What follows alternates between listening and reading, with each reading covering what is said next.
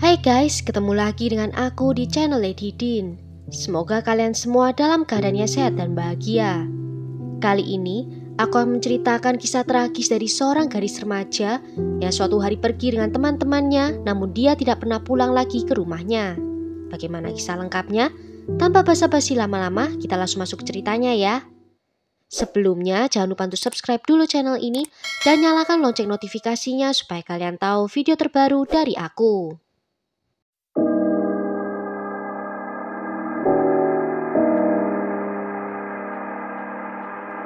But I want the conviction, and that's what I promised Richard, the father, that I would get that conviction.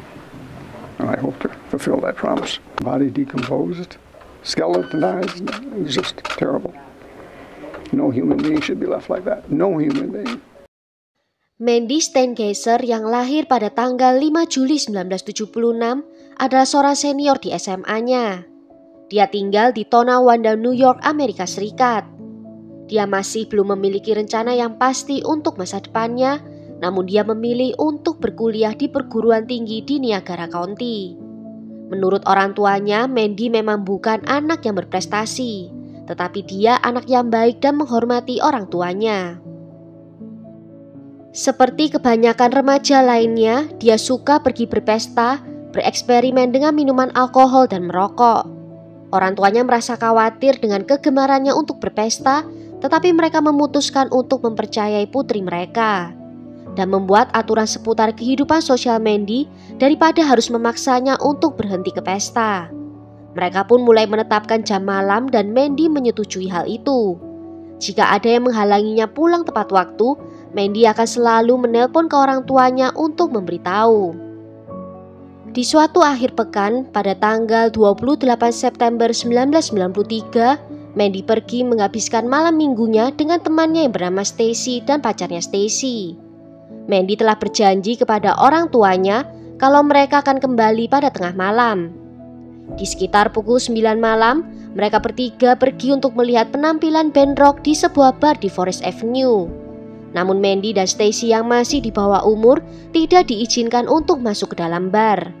Mereka semua akhirnya tidak jadi masuk ke dalam bar dan memutuskan untuk pergi ke pesta di rumah seorang teman.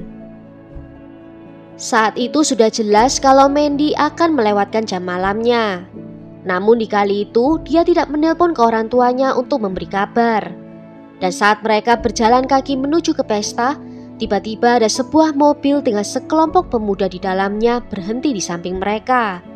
Dan sekelompok pemuda itu mulai menuduh pacar Stacy telah melecehkan seorang wanita di lingkungan mereka.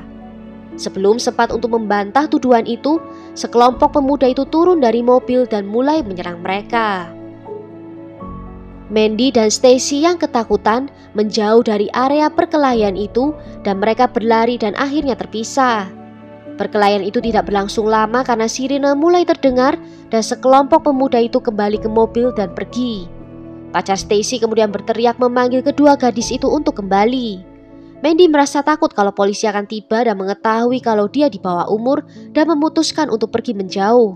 Sedangkan Stacy kembali menemui pacarnya. Mandy berjalan kaki menuju ke rumahnya sampai dia tiba di toko serba ada. Di sekitar pukul 1:30 dini hari, seorang saksi melihat ada sebuah mobil yang berputar balik dan berhenti di dekat Mandy. Dan kemudian melihat Mandy berbicara dengan pengemudi yang ternyata dia kenal, sebelum akhirnya masuk ke dalam mobilnya dan pergi menjauh. Ibu Mandy yang di rumah dibangunkan oleh sebuah panggilan telepon pada pukul 2:30 pagi. Penelpon adalah Stacy yang menanyakan apakah Mandy sudah pulang ke rumah. Ibunya langsung tahu kalau Mandy belum pulang karena Mandy tidak membangunkannya seperti yang dilakukan seperti biasanya. Ibunya menunggu sepanjang malam namun Mandy tidak pernah tiba di rumahnya. Di pagi hari, ibu Mandy menelpon ke teman-temannya Mandy tetapi tidak ada yang tahu di mana keberadaannya. Saat melaporkan kehilangan Mandy, polisi langsung menyimpulkan kalau Mandy sedang dalam pelarian. Namun orang tua Mandy mempunyai firasat yang buruk dan meminta untuk segera dilakukan penyelidikan.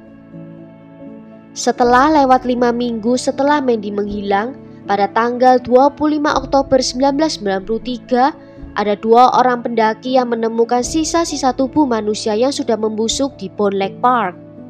Polisi meyakini kalau pelaku mencoba untuk menggulingkan tubuh Mandy ke tanggul dengan berpikir kalau itu akan masuk ke dalam danau. Tetapi tubuh itu tersangkut di semak-semak. Ketika tubuh itu ditemukan, terlihat celananya ditarik sebagian ke arah bawah dan juga robek. Polisi tidak segera mengumumkan penyebab kematian Mandy, hanya mengatakan kalau Mandy mengalami luka parah di bagian atas tubuhnya. Baru kemudian polisi mengumumkan kalau Mandy telah dicekik dengan beranya sendiri. Dari hasil otopsi juga ditemukan adanya 2 pendarahan otak dan patah tulang tengkorak di dekat pelipis kirinya. Polisi mencoba untuk menduga apa yang terjadi sebenarnya kepada Mandy. Saat pelaku melakukan pendekatan seksual kepadanya, Mandy menolak dengan keras. Pelaku menjadi marah dan memukul kepalanya Mandy dengan keras hingga retak, dan kemudian merobek branya Mandy dan mengikatnya di leher dengan keras hingga akhirnya meninggal dunia. Joseph Bellstadt adalah orang yang terakhir kali ditemui Mandy dan dia menjadi tersangka utama. Joseph yang adalah teman satu sekolah Mandy datang ke kantor polisi Tonawanda di hari kedua Mandy menghilang. Dia mengidentifikasi dirinya sebagai orang yang mobilnya dinaiki Mandy di dini hari itu. Tetapi dia memberitahu polisi kalau Mandy hanya berada di mobilnya selama beberapa menit. Dia telah menurunkan Mandy di depan gereja dan dia mengatakan kalau itu adalah terakhir kalinya dia melihat Mandy. Namun ada seorang saksi yang mengatakan kalau di pukul 2 dini hari itu dia melihat Joseph membersihkan mobil bagian luar dan dalamnya di sebuah tempat pencucian mobil 24 jam. Juga ada seorang teman Joseph yang mengaku kalau Joseph pernah memintanya untuk memberikan alibi palsu ke polisi. Kemudian mobilnya Joseph disita oleh kepolisian dan selama penggeledahan itu ditemukan barang bukti yang paling penting, yaitu 3 helai rambut kemaluan yang ditemukan di lantai penumpang depan dan di jok belakang kendaraan.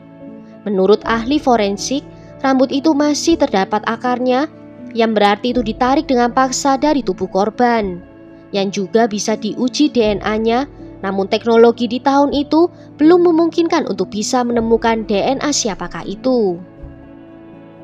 Baru pada dekade berikutnya di tahun 2017, kasus Mandy dibuka kembali dan bukti diuji ulang.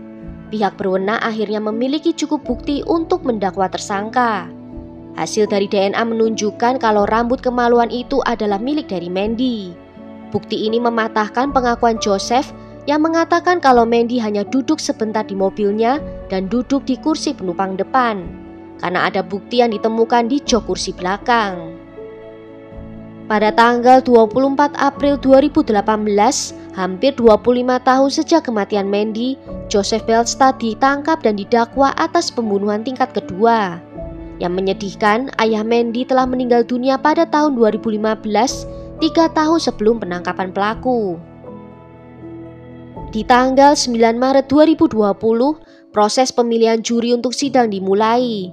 Namun pada tanggal 16 Maret, persidangan dibatalkan karena adanya pandemi COVID-19. Persidangan akhirnya dimulai lagi pada tanggal 25 Oktober 2021. 28 tahun lewat setelah tubuh Mandy ditemukan, dan pada tanggal 16 November 2021, juri memberikan keputusan mereka, dan mereka menyatakan kalau Joseph bersalah. Sidang hukuman dimulai pada tanggal 14 Januari 2022. Sementara Joseph masih mempertahankan ketidakbersalahannya dan pengacaranya berpendapat bahwa mengirim kliennya ke penjara selama sisa hidupnya itu tidaklah adil. Ibu Mandy meminta pengadilan untuk memberikan hukuman yang panjang terhadap pelaku. Pada akhirnya Joseph dijatuhi hukuman penjara 25 tahun hingga seumur hidup. Dia berencana untuk mengajukan banding atas hukumannya, dan dia baru akan memenuhi syarat untuk pembebasan bersyarat pada November 2046 di usianya yang ke-71 tahun. Well, sampai di sini dulu cerita kali ini. Bagaimana menurut kalian tentang kasus ini? Tulis ya pendapat kalian di kolom komentar. Akhir kata, terima kasih karena sudah nonton video ini sampai akhir. Sampai jumpa di video berikutnya. Ciao!